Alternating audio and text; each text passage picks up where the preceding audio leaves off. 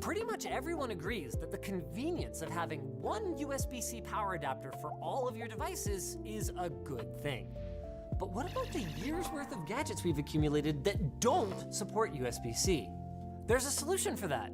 To demonstrate, we are going to take all of these retro consoles and bring them into the 21st century using GAN chargers with USB-C from Ugreen, who sponsored this video. No more bulky power adapters, no more cable clutter, no more struggling to find reliable replacements. And what's really cool is that you can do this on just about any device that accepts DC power, even if it has a barrel plug. We're talking monitors, laptops, routers, neck massagers, electronic dogs, small fans, external hard drives, security cameras, picture frames, network switches, electronic dog, garage door sensors, network switches.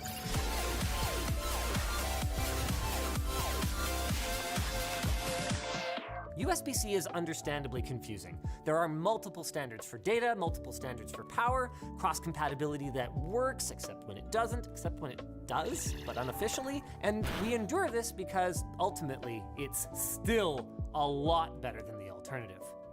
The focus of today's video, USB PD, or power delivery, is just such a perfect example of this. Because some of its features are optional, it's common to run into products that support USB PD, but not all of USB PD. More on that later. For now, let's talk about how it's supposed to work, because it's really, really cool. Out of a single wall adapter and cable, you can get output from 5 to 20 volts, even 48 volts on the latest version, and you don't have to worry about getting the voltage wrong because it just figures out what your device needs when you plug it in. Like magic, right? No, not like magic. Magic isn't real and magicians are shifty swindlers who steal your ear quarters. What we need here then is science. In order to determine the correct voltage, a handshake process takes place between your charger and your device. The charger says, hey, how many volts do you want? I've got 5, 9, 15, and 20, and the device says, I'll have 9 volts, please. They synchronize their watches and shake hands, completing their electric ritual. But these old devices are, to continue our handshake analogy, completely handless. They have none of the requisite circuitry to respond to our charger's inquiry. So how do we give them a hand? Well, 5 volt is easy. If your wall adapter detects a certain resistance along the 2 configuration pins, it'll just send back 5 volts. So 2 resistors on a USB-C port is enough to get you going. If you want any higher voltage though, you're going to need some kind of logic board. Luckily, unlike some competing standards like Qualcomm Quick Charge, USB PD is royalty-free, so these boards are plentiful and cheap, and it is an open standard, so you could even build your own to suit your needs. And it gets even better. These boards can be so small that they will fit inside the plug housing of an otherwise normal-looking cable like this one, which is going to be extremely helpful for our use case. The NES, Super Famicom, and Sega Genesis all use 5.5 by 2.1 millimeter barrel jacks. The worldwide Super Nintendo used a larger jack for whatever reason. I don't know, Nintendo logic probably. So if you have one of those, you'll need this inexpensive adapter from Console 5. With that out of the way, these 3 consoles all use 9 to 10 volt input power and at most 1.5 amps of current, meaning that a solution for one should be a solution for all. But wait, there's a bit of variance in their power requirements. Is that legal? Actually, yes. If we look inside these consoles, not too far from the power input, we'll find the venerable 7805 voltage regulator. 78 is the series, and 05 is the number of volts that it outputs. And this bad boy, which has actually been in production for over 50 years, can accept input power from around 8 volts all the way up to around 12 volts usually, or sometimes even as high as 20 volts if it has a beefy enough heatsink. But then, hold on a second. This raises the question, if all the power for the internals is 5 volt anyway, why not just remove the regulator and then run 5 volt USB power directly into the system? You actually can do that, but you'll need to take some extra precautions. A 5 volt USB power adapter can actually output anywhere from 4.4 to 5.2 volt while still being within spec. And, perhaps more importantly, that output voltage will fluctuate slightly because of the conversion from AC current. This fluctuation is called ripple, and it is bad for your old electronics. So you'd want a step-up, step-down converter like this one if you want to go that route. We're not going that route.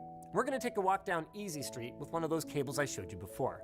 These cost just a few dollars from Adafruit and use a built-in chip to request 9 volts from our USB PD wall adapter, which will certainly be enough for these consoles regardless of what their original power bricks might normally provide. GAN power adapter, not only smaller, but it actually has 2 ports, and it'll do a total, this is probably 45 watts, eh? Yep. Do a total of 45 watts. No movie magic, guys. We're going straight out of that wall wart into this NES. Power this bad boy up. Shut the front door! Sick. Okay, don't play too long. No, I gotta win. The whole game? Yeah. Oh, damn it. Get it together, man. Get it together. The people are expecting better from you. Oh, no, I need the flute. No. No! It's the first level! The coolest thing about this is not only that we got rid of that giant sketchy power adapter, but that we're actually able to plug in 2 consoles to a single power adapter. And remember when I said power delivery has some flaws? Well, it's extremely common for PD chargers, especially compact GAN chargers, to pause power to their already connected devices when a new one gets plugged in. They then perform a fresh handshake with every connected device. So you can see this in action. Short pause in power, and it's back. To be clear, this is a feature, not a bug. It helps ensure that you can't ask a charger to output more than its capabilities. Safety first, but it is a little inconvenient for devices like these that don't have a battery in them. Since I lost my spot in the game, we might as well swap out this 45 watt charger so we can power all 3 of these consoles at once. Super cool, and it's actually smaller than that crappy adapter that was only able to do 1 of these consoles. But wait, there's more. Quick note, While this Super Famicom and Genesis do share a barrel jack size with the NES, and their power bricks will work with the NES and with each other, that comes with a slight caveat. Super Famicom and Genesis barrel jacks are negative polarity. So basically it means the positive and negative are swapped around from where they are on a typical barrel jack. For this reason, they will not work with these cables unless a polarity converter is used. While discovering this did not damage our systems, yours might not be so lucky. You have been warned. We've got these. These newer consoles have AC power plugs, so you might think, surely they're not gonna. Yeah, we are. Due to the nature of silicon transistors, AC wall power must be converted to DC. So all we need to do is remove that internal AC to DC power supply and replace it with one that accepts 12 volt DC power from our wall adapter and converts it to the 3.35 and 12 volt juice that our consoles drink. Conveniently, there's a fairly active community of modders who are building exactly what we need. And out of these ones that we purchased from GameTech US, only the N64 one requires any soldering at all. And even then, that's only if you want to put it back to stock again. Now that they're all installed then, they take the same standard barrel jack size that the other three consoles take, which is kind of a dangerous thing. Proceed with caution here, because while they're the same size, they are not the same voltage. You might have noticed that when I listed the voltages supported by USB PD earlier, I didn't mention 12 volt specifically. That's because while the PD spec does include support for 12 volt, it's not required and a lot of manufacturers skip it. Thankfully, since we're using Ugreen Nexode chargers, we don't have to worry about that. Every GAN charger in their lineup supports 12 volt power delivery. But, you might say, what about using other cables? I mean, one of the big selling points of USB-C is that you can use one cable for a ton of different things and just plug that Type-C connector into everything. Well, on these modded consoles, you could achieve that by removing the barrel jack and then installing a trigger board. There are some resources online for 3D printing a trigger board, but that requires soldering and it's just easier if we find an alternative method. The N64 in particular has a lot of room for activities in its giant removable power supply.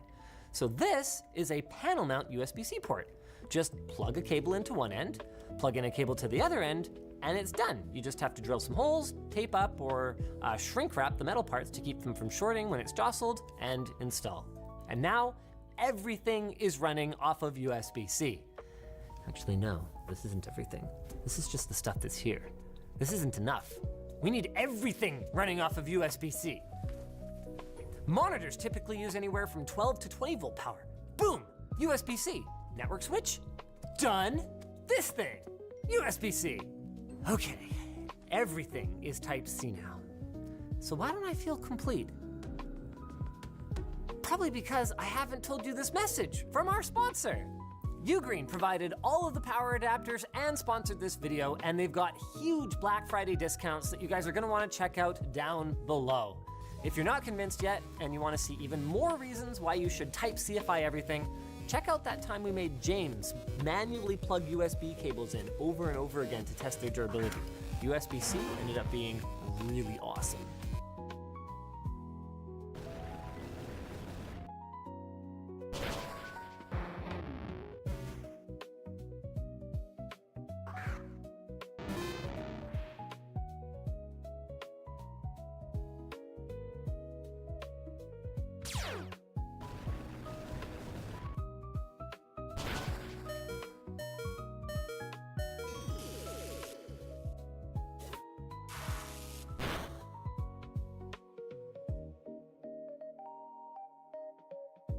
So hello, this is an interview with Lord Miles, who has just come back Shalom. from 8 months in custody in Taliban, Afghanistan. Yeah. And for people who don't know, you can go check out Miles' YouTube channel, Lord Miles. I went to him with on a trip to. Pretty much everyone agrees that the convenience of having one USB-C power adapter for all of your devices is a good thing. But what about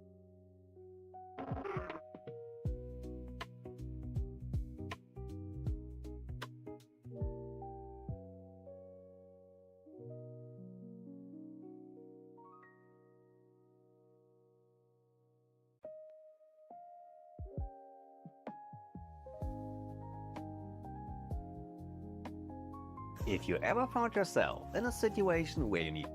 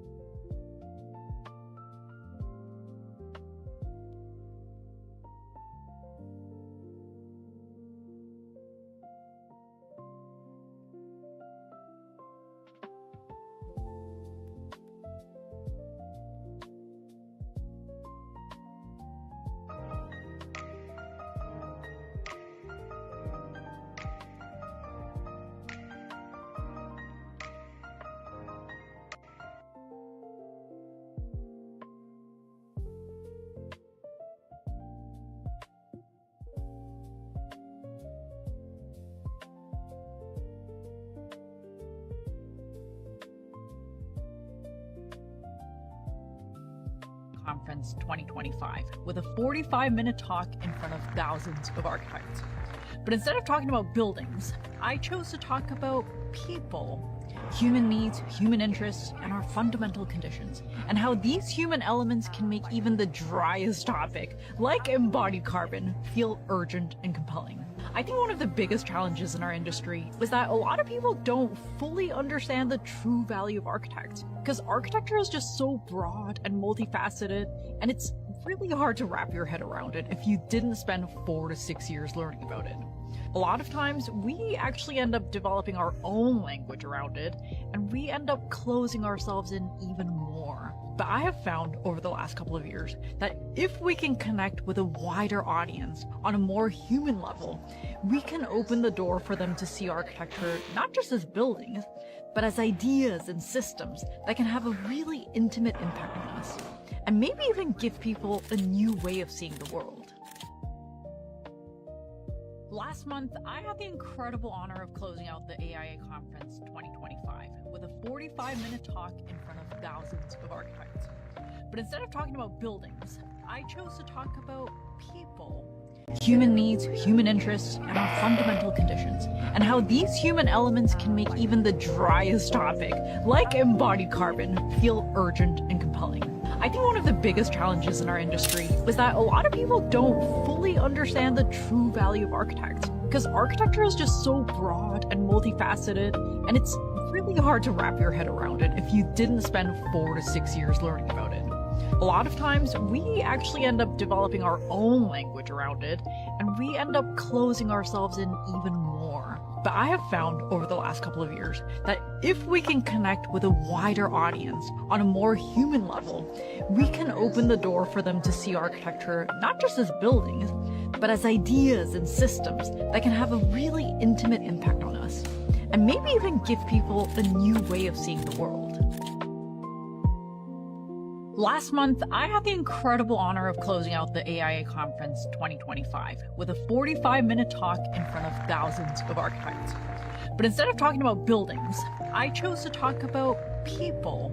Human needs, human interests, and our fundamental conditions, and how these human elements can make even the driest topic, like embodied carbon, feel urgent and compelling.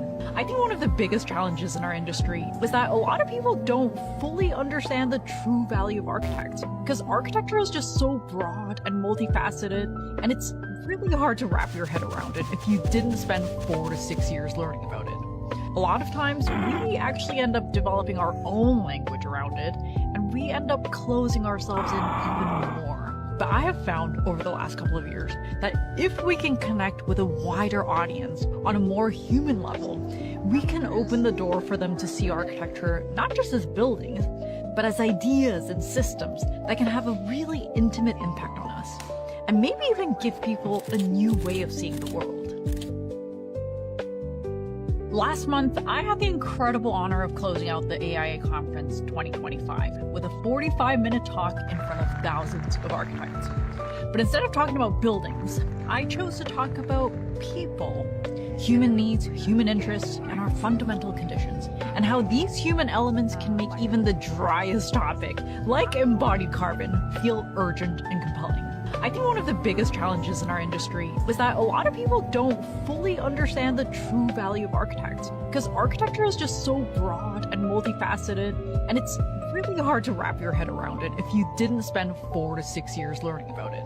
A lot of times, we actually end up developing our own language around it, and we end up closing ourselves in even more. But I have found over the last couple of years that if we can connect with a wider audience on a more human level, we can open the door for them to see architecture not just as buildings, but as ideas and systems that can have a really intimate impact on us, and maybe even give people a new way of seeing the world. Last month, I had the incredible honor of closing out the AIA Conference 2025 with a 45-minute talk in front of thousands of architects. But instead of surprise us too much from a government that's had 1, 2, 3, 4, and who could forget 5, oops, there's a Nazi in our ranks moments.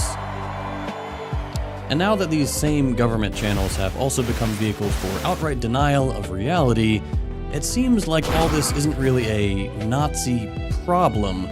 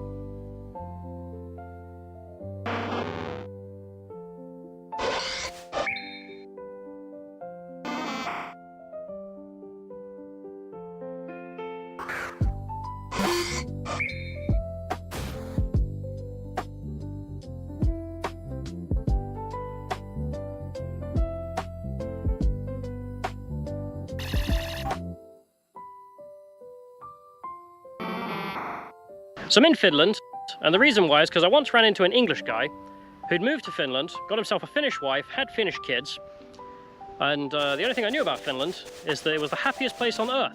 So I mentioned to him, oh, is it the happiest place on earth? And he looked at me a bit weird, and then said, no, they're massive alcoholics, massive suicide rate, great depressives, and then started ranting about how they're not even basically Europeans.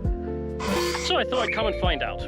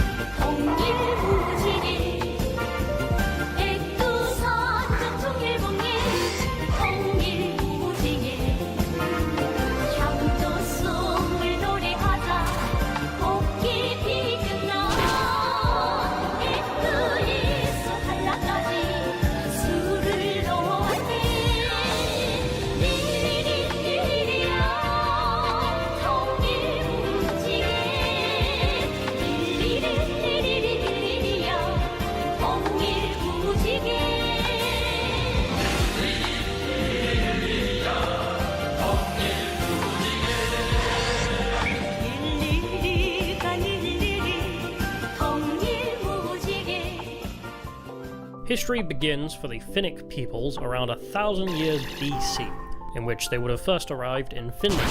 Right next door, the Finns would have found the Norsemen, who ended up becoming the modern-day Swedish, Danish, and Norwegians. And to the south, you will find the Celts, the Germanic peoples, the Slavs, the Greeks, etc., who have all been here, if not as long as the Norsemen, maybe longer. And the reason being that they all come from the same common tribe, being the Indo-Europeans. The Indo-Europeans are evidenced by the fact that we all have the same common base words, such as mother, water, sister, etc. The real basic words all have the same or similar sounds, evidencing that this all comes from the same language, which means we all have a common ancestor. Whereas the Finns are not Indo-European. They come from the Uralic family tree, from a different common ancestor. And that name, well, hints to their homeland, the original homeland being the Ural Mountains, which divide European Russia from Siberia. Which is why Finland, although being part of the Nordic countries, has a language very different from the rest of them, looking like incomprehensible gobbledygook. I mean, even Icelandic comes from Old Norse, which is Germanic. But for the Finns, no, they are completely foreign to the entire continent. The Swedish would begin to turn up on the coastline, which was largely neglected by the Finns, who stayed inland. And the Swedish began colonising Finland, with the justification being that it was a crusade to Christianise these pagan, filthy Finns. The Swedes would end up bringing Protestantism, but beyond that, Swedish rule of Finland is largely just a bunch of Swedish nonsense. Although all this changed when the Russians ended up siding with Napoleon in the Napoleonic Wars in the 1800s and took Finland from Sweden by force. At first, this new management wasn't really a big change, considering that Finland got to keep its autonomy over its own laws, its own army, and even its own language. But the Swedish minority were not as well off as they had once been. So in the 1800s, a bunch of Swedes decided they would found Finnish nationalism. Hell, even the guy who wrote the Finnish national anthem was Swedish, and wrote the lyrics in Swedish. The Bible was translated into Finnish in the 1500s because the Swedes brought Protestantism to Finland, and also the first compilation of Finnish folklore was done in the 1800s by a Swedish person. And all this was done to try and create a sense of unity amongst the Finnish people as a sort of rebellion against Russian rule. But combined with the Russians deciding to try and Russify the population in the late 1800s, all this really did was create a demand amongst the Finns for their own state. Which brings us to Carl Gustaf Mannerheim. Mannerheim was the son of Swedish noblemen and served in the Imperial Russian Army. And Mannerheim just had like a great time in the army. He got to go and fight the Japs in the Russo-Japanese War. He was promoted a bunch and then sent to the Austro-Hungarian front of the First World War. He then got some well-earned leave to get back to the capital in 1917 of St. Petersburg, just in time to watch the entire Russian Empire completely collapse. Finland would declare its independence, and Mannerheim would head home to fight the civil war that immediately brewed between the Finnish Whites and the Communist Reds. Mannerheim was given control of the army, and despite being outnumbered and outgunned so much that most of his men didn't even have weapons, they won the civil war. And then Mannerheim ran to be the president, and somehow lost the election. So he said, screw this, I'm retiring from being a national hero, that's cringe, and decided to go and run a coffee shop in the middle of absolute nowhere.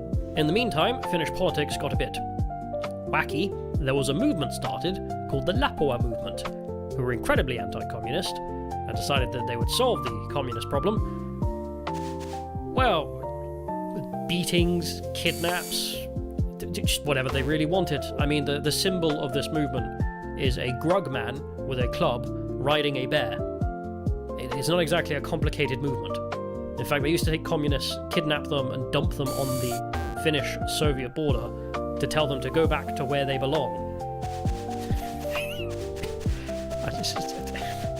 Yeah, not complicated. Just think of Barry Stanton from Twitter. It's them, but Finnish. But eventually, the Soviet Union would return and demand that Finland give up land. Mannerheim was put in charge of the military, and, well, the Winter War, as it's called, between the Soviets and the Finns, well, the Soviets got absolutely crushed. They just got slaughtered in the opening sections of the war, achieving a 6-to-1 KD ratio.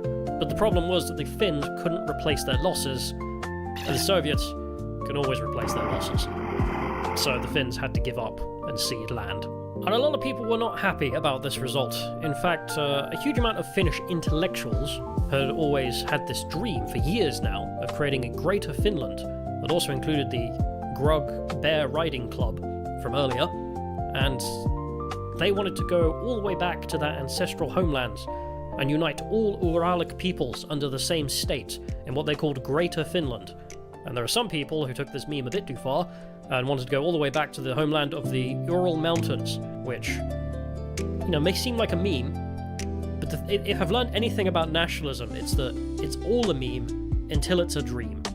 So when Mustache Man came along and decided he was going to beat up the entire Soviet Union, it seemed somewhat achievable.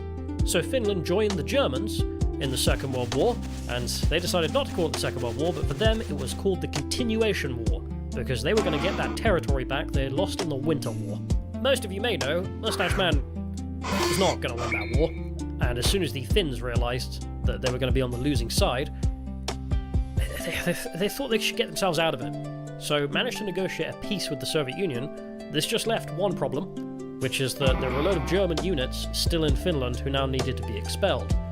And at first, the Finns peacefully got the Germans to leave Finland, and then when the Soviet Union started applying pressure and threatening that they might invade Finland if they didn't get them out faster, it was decided that this should be sped up with a little more war, the Lapland War. Mannerheim was made president and regent throughout all of this until peace was finally solid and achieved, and then finally he retired and went back to his little cafe in the middle of nowhere. And until his death, he still kept a portrait of Tsar Nicholas II in his possession, and when people asked him why, he responded, "He was my emperor." After the Second World War, Finland was the only Axis country to basically kind of get away with it. In reality, Finland didn't maintain its independence so much as have to bend to all Soviet pressure at any point, because the risk was very high that the Soviets could just invade, which led to all kinds of restrictions. But most funnily, a guy named Kekkonen became the supreme leader for almost 30 years, because he became the president and then would, remain in power by pulling the Moscow card every time his power was threatened. Now, the Moscow card is him telling everyone that the Soviets only trust me, and that's why I must remain in power, because if you get rid of me, they might invade. But after the Soviet Union collapsed, the Finnish economy would go from selling wood to the Russians to Nokia stonks. The country massively liberalized and even ended up with an all-female government, which in the English-speaking world is all anyone really cared about. But during their time in government, the Russian invasion of Ukraine would occur, and the public opinion in Finland of if Finland should join NATO went from -13 to +74. It's not hard to understand why. At which point, without any public debate or vote, Finland decided they would join NATO, just as the Spice Girls would be kicked out of government and replaced with the new right-wing coalition, including the right-wing populist party, the True Finns Party. One of the likely factors being that there's a phrase in Finland, "finally in Finland," which means that anything that happens in Western Europe finally ends up happening in Finland like 20 years later, and it seems Finland had decided that they would join the trend of Western European nations of engaging in large amounts of highly foreign immigration, with the groups coming into Finland probably being the most foreign you could think of, to Finnish people, being Iraqis, Afghans, and Somalis, with these groups having an unemployment rate of around 50%, compared to a 7% unemployment rate for Finnish people. Getting to Finland affordably was a bit of a pain in the ass, so I ended up sleeping on a bench in the airport in Denmark overnight. But it did give me a chance to learn that Danish is a fake language, that LGBT culture is entirely written in English, and Denmark is also a hot dog country.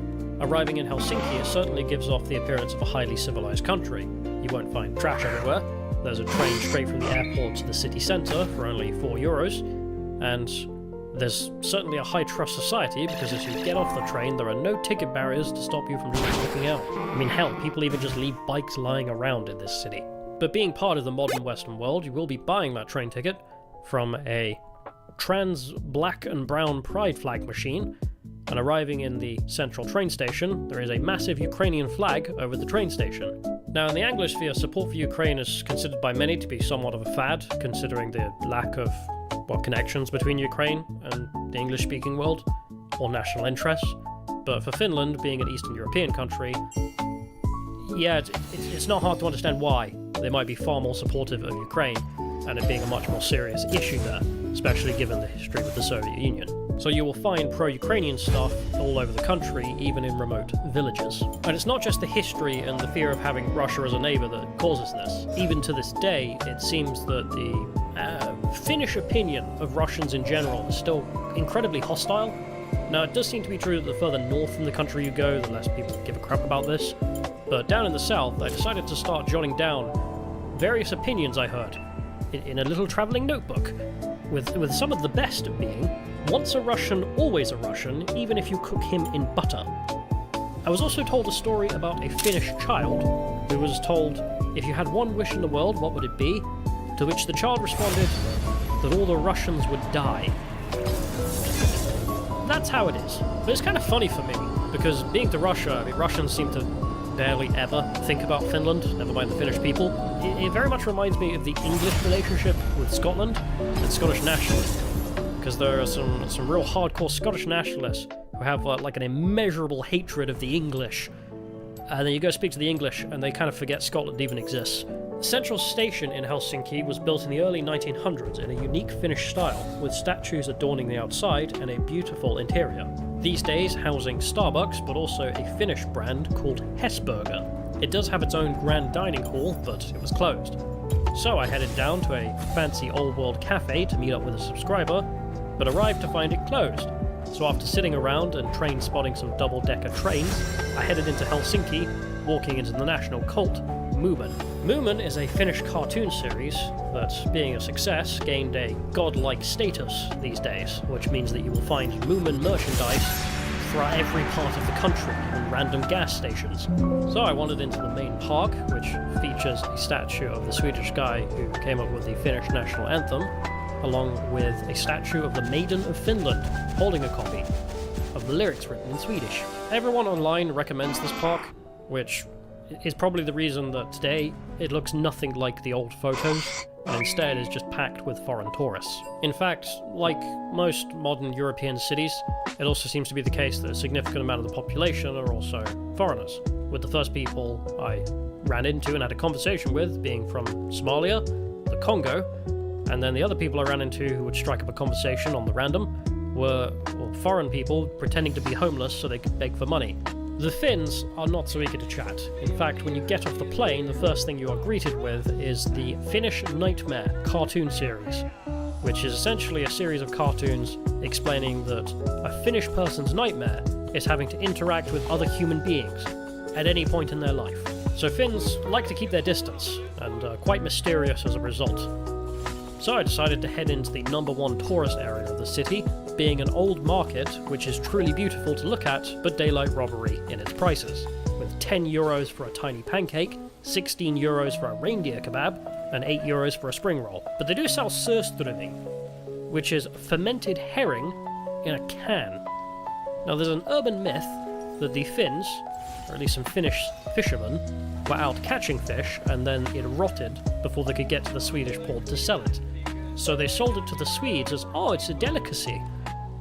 And the Swedes ever since have been eating rotten fish. Heading outside, there is also a market of orange tents, again selling at dumb prices. I started to wonder who the hell this was all for until I noticed the boats. Most tourists that come to Finland only come to Helsinki because they're on a cruise of, the Baltics or Scandinavia, and they want to hit Helsinki to tick Finland off the list, which makes them perfect prey. But if you cross the tourist bridge to the east past the Russian Tsar Alexander monument, you will find an older side to town, containing an old customs house built when Finland was part of the Russian Empire. It even had a Russian restaurant that had recently closed. And that's not the only Russian influence around here. There is also a Russian Orthodox cathedral, which was also closed. And as you walk past old world apartment blocks, you will see an old Russian barracks that has become the Ministry of Foreign Affairs, right next to the Finnish fleet of icebreakers, with a plaque informing you that they are well needed, since the Baltic Sea regularly freezes over, and proudly Finland has built 60% of all icebreakers on Earth. There's also a monument to Finnish deminers who cleared the sea of sea mines after the Second World War. You just so happen to forget that those mines are Finnish mines that were laid, in support of the Germans. Heading into the Senate Square, you can see even more Russian influence from the Russian neoclassical architecture, back from when the Russian Empire was trying to claim to be the third version of Rome, including a statue of Tsar Alexander II and a stunningly beautiful National Library of Finland, which of course has a Moomin section. Additionally, the university is nearby, and Well, being a European capital, it has the same obsessions as every other European capital's universities, this time being Extinction Rebellion and Palestine, because it's that time of year, which, to be honest, I just find really boring. Not because of the subject matter, but instead the fact that they're all the same. Like, one of the things I really liked about the Taliban's Afghanistan is at least it was really different.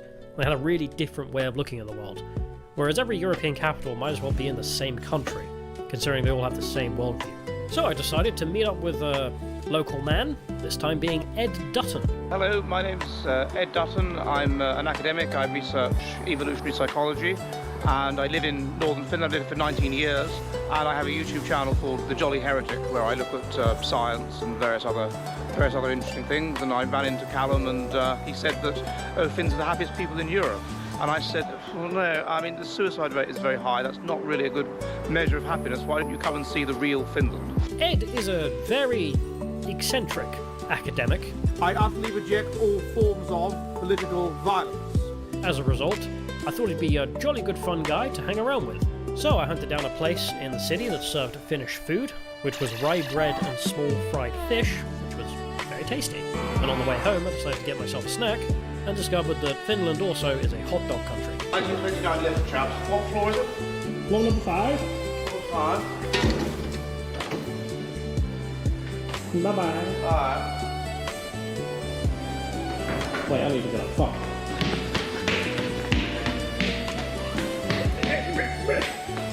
I almost beat you. The next day, the only thing I wanted to do was get the hell out of Helsinki and go and see rural Finland. You know, the My Summer Car kind of Finland. Hello again. So I rented a car and headed for the Russian border.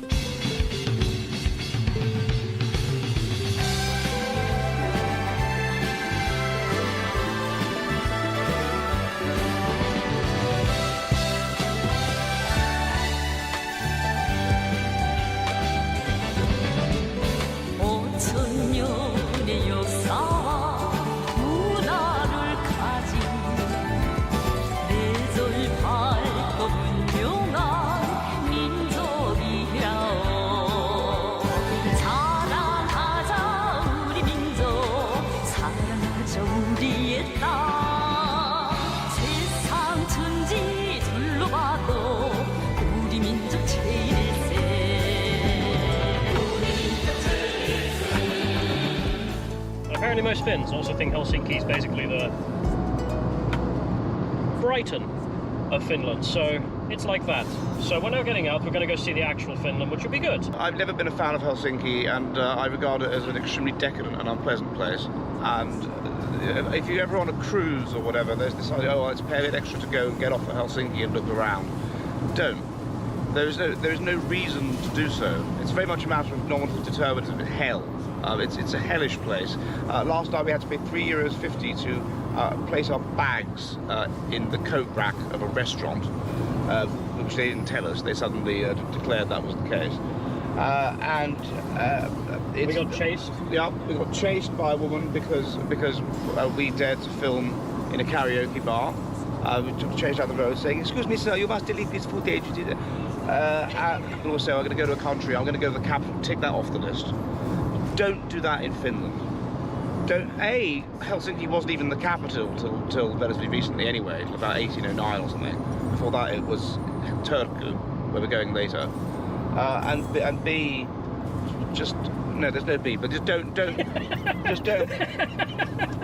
I've overreached myself though, no I did, I overreached myself, but no, I think just avoid Helsinki. I suppose that's a review of Helsinki, which is it'll make you hate Finland, so don't do that. Go to the rest of Finland, which we're going to go and now have some fun. Unless you want to see some Russian stuff, in which case, just go to Russia. What are you doing? After complaining enough about Helsinki, we decided to head out to a town called Porvoo. And Porvoo is known for its incredible beauty, coming from the Swedish culture of the town. And the large Swedish minority also means that the language has to be written on all signs in Finnish and Swedish, and the largest political party in this area is the Swedish People's Party. Now, being a Swedish party, of course their vice president is a Somali, whose response to asylum seekers sexually assaulting children is not to blame the culture of the asylum seekers.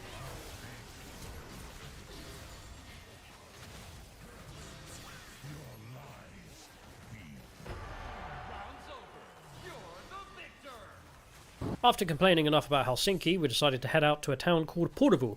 And Porvoo is known for its incredible beauty, coming from the Swedish culture of the town. And the large Swedish minority also means that the language has to be written on all signs in Finnish and Swedish, and the largest political party in this area is the Swedish People's Party. Now, being a Swedish party, of course their vice president is a Somali, whose response to asylum seekers sexually assaulting children is not to blame the culture of the asylum seekers, but instead to say that the problem is the patriarchy. So if you want to say anything, I mean, she's integrated incredibly well. But walking down the riverside of Porvoo, you will find an incredibly famous Finnish painting, painted by a Swede, of course. They're very liberal with regard to the old nudity, and particularly you'll have a party. People say, okay, let's come around my house, have a party, get completely drunk, and then, oh, let's all get naked in the sauna together.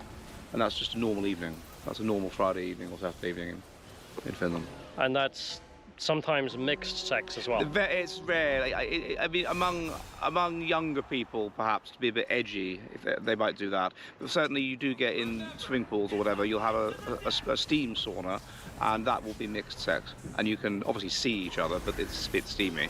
And that's how I guess they justify it. Ultimately, they use this idea that, oh, you know, it's deep in our culture. It's this thing that goes back to the Iron Age, whatever, the sauna. It's this deep thing. They use that to justify the fact that basically Finns are just a bit kinky. You mentioned to me that being an English person coming to Finland, sometimes Finnish people will just be nude. Yes, and they don't think it's weird. Yeah, Finnish people will happily just. I won't mention any, but yeah, they'll happily just walk around the house. Sometimes a bit essentially naked, or if you see them naked by accident, that's not, oh my god, how shocking. That's just, oh well, yeah. They use terms like, oh, it's natural. It's just natural. It's natural. I mean, I have instances of them, for example, they'll go in the sauna in their houses and then go and roll around naked in the snow in the front garden. And you can see them doing it. Okie dokie. I think this, I'm not talking necessarily nice nudity either. I'm talking, you know, sort of the full Judo. Nearby there was also a graveyard for those who died fighting against the Soviets. How do the Finns feel about the continuation war? They're very proud of it. They're very, very proud of it. They fought. They repelled the Russian Winter War. Then they fought back, got the land back, even though they ultimately lost. They're very, very proud of it. And so they go on about it. They see it as a sign of their national sisu, you know, their national strength. They don't give up and they fight and all this sort of thing. So I asked my Russian friends, or I told them I'm going to the Finnish-Russian border, it'll be interesting. And they don't hold any ill will against the Finns, but they find it strange that Finns would be so proud of the continuation war. Mm-hmm. Not necessarily because they're fighting back for their territory, but because they had to side with Hitler. Right. The Finns would see that as a necessary evil. Okay. What else could they do? And also, in northern Finland, in Rovaniemi, they hated the Russians. I mean, the Russian soldiers did all kinds of awful things. You know, they would liberate the concentration camps, then rape the people in them, this sort of thing. But the Germans, according to Finns I've spoken to, who remember it, were very reasonable. They'd do things like they'd say, "Okay, we've been ordered to blow up your houses, so please open your windows." So then they would blow up the houses, and then of course the houses wouldn't be destroyed because the windows were open. The blast would go out the window.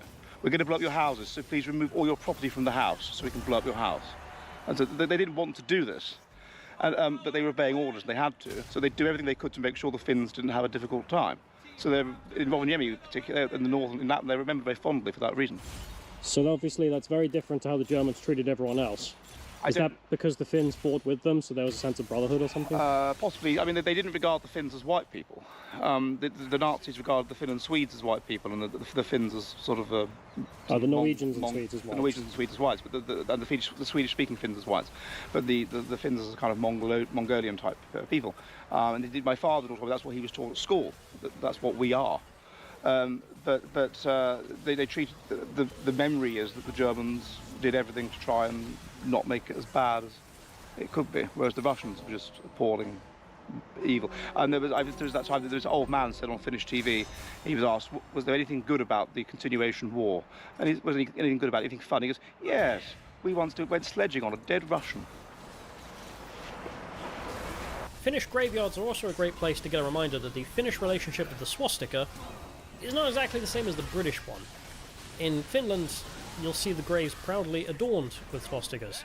And this is not a celebration of the time in which they worked with the Nazis during the Second World War, but rather, long story short, a Finnish guy came back from a trip abroad with the symbol and thought it was really cool, and it was a symbol of good luck. And this was long before the Nazis made it so popular for being known for what they do. So it became part of Finnish life in all sorts of places as a symbol of good luck, and, well, they kept it even after the Second World War, although the presidential flag still has one. Also, if you want to buy some of those flags, I have partnered with Flying Colours now, because I couldn't buy the flags in country, so I found a really high quality place back home that makes flags. In fact, they made the flags for the royal family. So if you'd like a presidential Finnish flag made to a royal standard in quality,